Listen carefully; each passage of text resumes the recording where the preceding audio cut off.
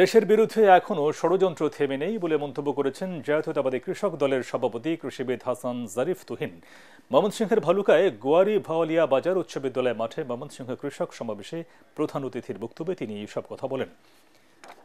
তিনি আরো বলেন, দেশের গণতন্ত্র ও ভোটাধিকার নিয়ে যাতে কেউ ছিনিমিনি খেলতে না পারে সে বিষয়ে সবাইকে প্রস্তুত থাকতে হবে।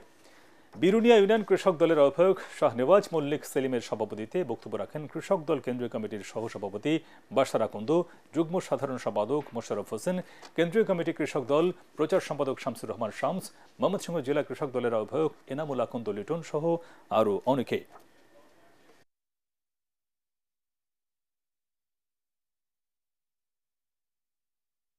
আহ্বান জানাবো, আপনারা প্রস্তুত থাকবেন বাংলাদেশের গণতন্ত্র নিয়ে, বাংলাদেশের মানুষের ভোটের অধিকার নিয়ে যেই ছিনিমিনি খেলবে আমরা রাজপথে সেই ছিনিমিনি বন্ধ করে আমাদের